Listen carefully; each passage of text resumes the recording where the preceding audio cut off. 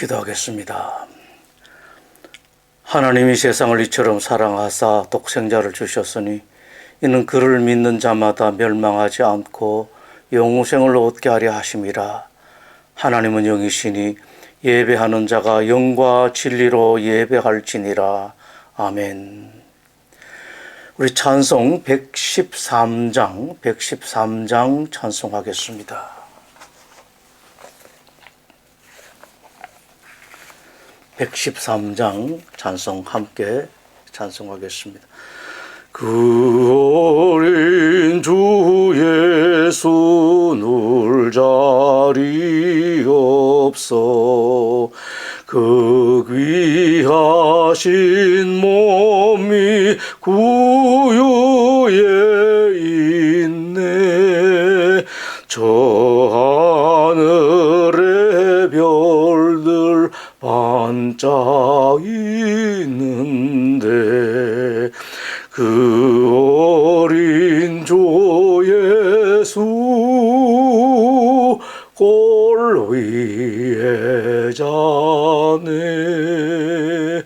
저 육축 소리에 아기 잠깨나 그 순하신 예수 우시지 않네. 귀하신 예수를 나 사랑하니 새날이 밝도록 함께 하소서. 주 예수 내 곁에 가까이 계셔. 그 한없는 사랑 늘 베푸시고 온 세상 아기들 다 부모주사 주 품 안에 안겨 살게 하소서. 아멘.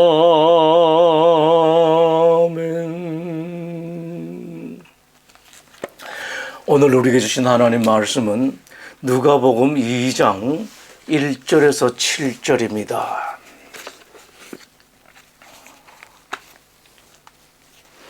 누가복음 2장 1절에서 7절입니다.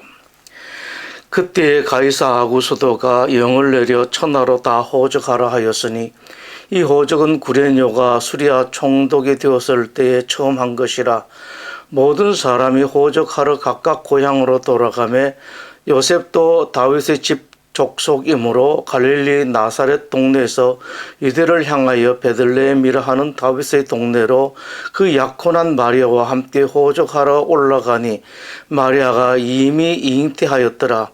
거기 있을 그때에 해산할 날이 차서 첫 아들을 낳아 강보에 싸서 구유에 누웠으니 이는 여관에 있을 곳이 없음이리라. 아멘. 아주 오래전 이야기입니다. 무척이나 가난했지만 성적이 뛰어나 우리나라 최고의 대학에 합격한 학생이 있었습니다. 입학금을 내고 등록해야 할 때 사방팔방으로 뛰어다녔지만 그 누구의 도움도 얻을 수 없었던 이 학생은 등록 마지막 날 가능성은 별로 없지만 지푸라기라도 잡는 심정으로 평소 매정하던 고모부를 찾아갑니다. 학생의 일을 미리 알고 있었던지 조카를 도와주고 싶어 애가 타는 고모 앞에서 고모부는 의외의 대답을 합니다. 따라오너라. 고모부는 학생을 데리고 은행에 들어갑니다. 기다리라는 말을 하고는 조카를 은행 안에 남겨두고 고모부는 은행 밖으로 나갑니다. 기다리고 또 기다렸지만 고모부는 나타나지 않았습니다. 은행 문이 열릴 때마다 눈이 빠지게 쳐다보던 학생의 눈에 은행에 걸린 시계바늘은 등록 마감 시간을 넘어가고 말았습니다. 그래도 학생은 계속 기다렸습니다. 그러나 끝내 고모부는 나타나지 않았고 은행 문 닫는 시간이 되어 딱한 눈으로 쳐다보는 은행 직원들의 시선을 뒤로 하고 학생은 은행을 떠났습니다. 거의 비슷한 경우가 있었지만 저의 이야기는 아닙니다. 감사와 영광의 성탄절에 이 이야기가 떠오른 까닭은 세상의 주인인 예수님께서 이 세상에 오셨을 때 그 누구의 환영도 받지 못하신 것이 생각났기 때문입니다. 그 때문인지 예수님께서 탄생하신 성탄절 무렵이면 저에게 자주 생각나는 시가 있습니다. 홍사용의 시 나는 왕이로소이다. 산문 시인 그 시는 이렇게 시작합니다. 나는 왕이로소이다. 시인은 끝무렵에 이렇게 말합니다. 어머니께서는 왕에게 하얀 옷을 입히시도이다. 그리고 귀밑머리를 단단히 따주시며 오늘부터는 아무쪼록 울지 말아라. 시인의 시는 이렇게 이어집니다. 그때부터 눈물의 왕은 어머니 몰래 남모르게 속 깊이 소리 없이 혼자 우는 그것이 버릇이 되었소이다. 그 시는 이렇게 끝이 납니다. 나는 왕이로소이다. 어머니의 외아들 나는 이렇게 왕이로소이다. 그러나 눈물의 왕, 이 세상 어느 곳에든지 소름이 있는 땅은 모두 왕의 나라로소이다. 예수님은 왕이십니다. 모든 세상과 온 우주의 왕이십니다. 그 왕이 최고의 영광나라 하늘나라를 떠나 낮고도 초난 땅, 거기다가 싸움과 전쟁, 시기와 질투, 어둠과 거짓이 가득한 이 땅에 오셨습니다. 그런 이 세상에 오실 때에도 주님은 왕의 모습이 아니었습니다. 화려한 궁궐에 오신 것도 아니었습니다. 가장 초라한 모습으로 오셨습니다.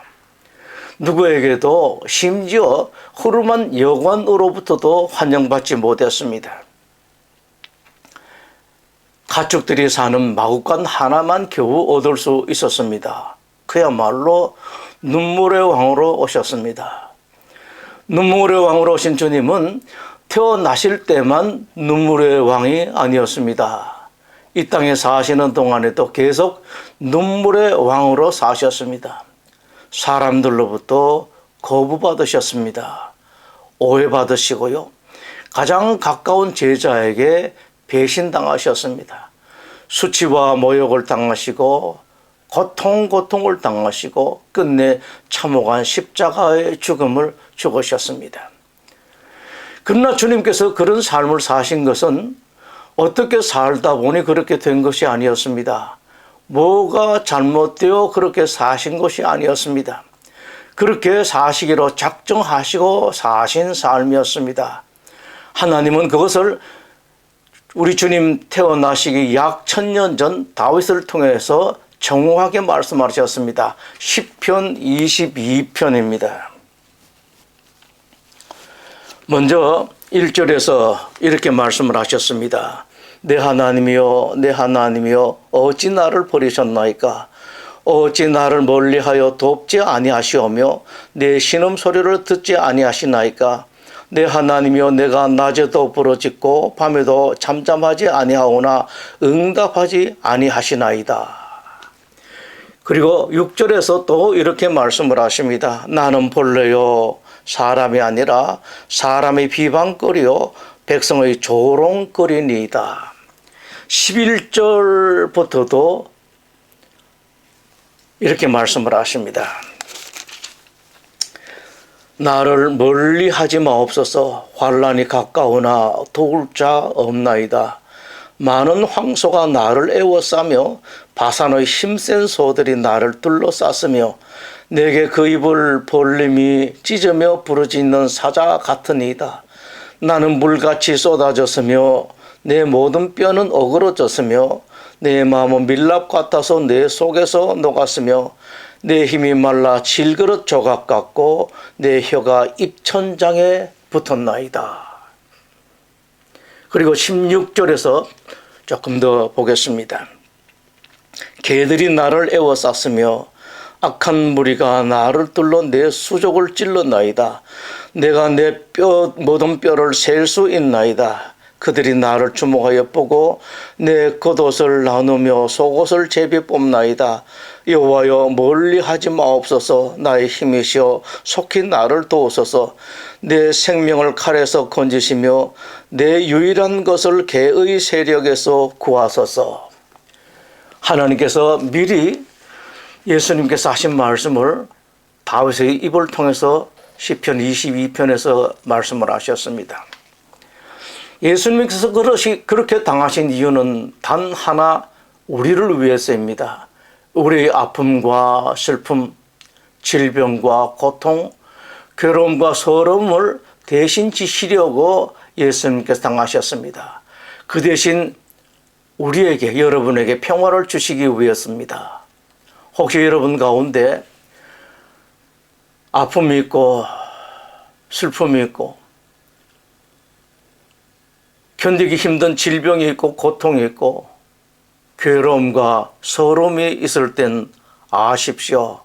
예수님께서 이미 여러분의 그 모든 것을 대신 지셨습니다. 그러나 그런 가운데서도 참으로 감사한 것이 있으니 눈물의 왕으로 오신 예수님을 모든 사람들이 다 거부하고 외면하기만 한 것은 아니라는 사실. 예수님을 받아들이는 사람도 있었고 환영하는 사람도 있었다는 사실입니다. 캐나다 몬트리올에 있는 크리스천 초등학교에서 일어난 실화입니다. 크리스마스가 가까워 어느 날 성탄을 맞이하여 크리스마스 특별 드라마를 준비하기 위해서 연극에 등장할 배역들을 모집했습니다. 랄프라는 4학년 학생이 있었습니다. 어느 누구보다도 연극을 하고 싶었습니다. 그러나 랄프는 연극에 출연하기 어려운 아이였습니다. 말을 더듬었고 정서장애까지 있었습니다. 그럼에도 랄프는 무척이나 연극에 출연하고 싶었습니다. 선생님은 랄프에게 어떻게 해서든지 용기를 주고 싶었습니다. 배역을 하나 맡기기로 결정을 했습니다. 랄프에게 가장 적합한 배경이 무엇일까 곰곰이 생각하다가 액션이 별로 없고 대사도 가장 적은 배역 하나를 찾아냅니다. 그것은 요셉과 어린 예수님을 잉태하고 있는 마리아를 맞이하는 여관 주인의 역할이었습니다. 랄프가 맡은 역할은 요셉이 아기를 뵌 마리아를 데리고 와서 여관 문을 두드렸을 때 여관 앞에 나와서 한마디 말만 하면 끝나는 것이었습니다. 대사는 방이 없어요 라는 단 한마디. 선생님은 이 대사 정도는 랄프가 충분히 감당할 수 있으리라고 생각했습니다. 선생님은 매일 랄프에게 열심히 연습을 시켰습니다. 랄프도 정성스럽게 또박또박 발음하는 연습을 했습니다. 방 없어요 라고 같은 말을 3차례만 하면 되었습니다. 드디어 기다리던 크리스마스가 되었습니다. 연극이 시작되자 연극을 지도한 선생님은 숨을 죽이고 랄프가 어떻게 역할을 감당하는가를 지켜보고 있었습니다. 마침내 요셉이 마리아를 데리고 여관 앞에 도착하는 장면이 되었습니다. 고통스러워하는 마리아를 부축하며 요셉은 다급히 여관 문을 두드립니다. 여관 주인인 랄프가 나옵니다. 랄프는 또박또박 연습한 대로 말을 합니다. 방 없어요. 요셉과 마리아는 여관 주인에게 한 번 더 매달립니다. 큰일 났는데요. 제 아내가 곧 아기를 낳을 것 같습니다. 어떻게 저에게 방을 줄 수 없나요? 랄프가 또 대사를 잘 말합니다. 방 없어요. 이제 한 번만 더 하면 성공입니다. 다시 요셉이 사정합니다. 이렇게 사정하겠습니다. 이 추운데 어디로 가란 말입니까? 곧 아기가 나올 것 같은데요. 부탁드립니다. 저에게 방을 좀 주세요. 이 말을 듣는 랄프의 눈에 눈물이 글썽거리기 시작합니다. 그리고는 큰 소리로 이렇게 말합니다. 그러면요, 제 방으로 오세요. 연극은 완전히 망가졌습니다. 그러나 연극을 관람하던 모든 사람들의 가슴은 깊은 감동으로 가득 찼습니다. 지금도 예수님을 거부하는 사람들이 있습니다. 예수님을 다시 또 십자가에 못 박는 사람도 있습니다. 그러나 그런 한편 예수님을 받아들이는 사람, 환영하는 사람, 그것을 넘어 예수님의 뒤를 따라가는 진짜 예수님의 제자도 있습니다. 중국 북방 한 작은 도시에 결혼한 지 얼마 되지 않은 미국인 신혼부부가 살고 있었습니다. 복음을 전하고 있었죠. 이 도시에는 미국인이라고는 이 부부뿐이었습니다. 크리스마스 이브 부부는 둘이서 크리스마스 노래도 부르고 옛날 크리스마스를 지내던 이야기도 하다가 잘 때가 되어 자리에 누웠습니다. 자정쯤 아직 잠이 들지 않았을 때 문 두드리는 소리가 들립니다. 자주 마적이 나타난다는 소문에 망설이다가 문 두드리는 소리가 하도 힘이 없어서 마적은 아닐 거라는 생각에 용기를 내서 문을 엽니다. 문을 열었더니만 5살, 6살쯤 되어 보이는 몹시 수척한 중국 아이가 서 있었습니다. 나중에 알고 보니 그 아이는 10살이었습니다. 다 헤어진 옷을 입고 떨고 있었습니다. 손에 때가 잔뜩 끼어 새까맣고 까만 머리카락은 먼지가 쌓여서 누랬습니다. 먼 길을 걸어와서 그랬던지 너무 지쳐서 그랬던지 기억을 잃어버린 아이 같아 보였습니다. 목욕을 시키고 옷을 갈아입혔습니다. 따뜻한 차와 음식을 먹였습니다. 거실에 침대를 만들어서 재웠습니다. 아이는 이 신혼부부와 한 가족이 되었습니다. 아이의 이름을 크리스마스란 뜻인 노엘로 정했습니다. 학교에도 보냈습니다. 아이는 책 읽는 것을 좋아했고 사람들도 좋아했습니다. 늘 혼자 있는 것을 또 좋아했습니다. 그 아이는 도무지 말썽이 없었습니다. 세월이 많이 흘렀습니다. 노엘은 잘 자랐습니다. 그리고 외과 의사가 되었습니다. 아주 훌륭한 의사였습니다. 노엘은 부자나 가난한 사람이나 구별 없이 똑같이 환자를 대했습니다. 자기를 생각하지 않았습니다. 정성껏 환자들을 돌보았습니다. 눈에는 늘 따뜻한 정이 가득했습니다. 그때 중국은 나라가 둘로 나뉘어 전쟁이 일어났습니다. 곳곳에서 공산당과 국민당이 싸웠습니다. 그 도시에서도 양편이 서로 싸웠습니다. 노엘은 어느 편 사람이든지 부상자라면 가리지 않고 다 치료해 주었습니다. 전쟁이 심해져서 이 부부는 중국을 떠날 수밖에 없었습니다. 노엘에게 함께 떠나자고 간곡하게 말했습니다마는 노엘은 감사한 웃음으로 정중하게 거절했습니다. 저는 남아서 이 백성들을 치료해야 합니다. 저의 도움이 이전보다 더 필요합니다. 공산당들의 위험을 여러 차례 경고했습니다만 끝내 노엘은 중국을 떠나지 않았습니다. 그 후 이 부부는 중국을 탈출한 친구로부터 노엘의 소식을 듣습니다. 노엘은 혼자 살면서 열심히 환자들을 치료했답니다. 여전히 공산당도 국민당도 부상자라면 가리지 않고 양편의 부상자들을 다 치료했습니다. 그러던 어느 날 밤 세 사람이 노예를 찾아왔습니다. 긴급 환자 왕진을 부탁했습니다. 노엘은 그 세 사람을 따라 나갔다가 그 사람들에게 죽임을 당했다고 합니다. 여러분, 예수님은 지금도 이 땅 곳곳에서 당신을 닮은 제자들, 참된 그리스도인들을 통해서 당신 예수님의 모습을 보여주십니다. 기도하겠습니다.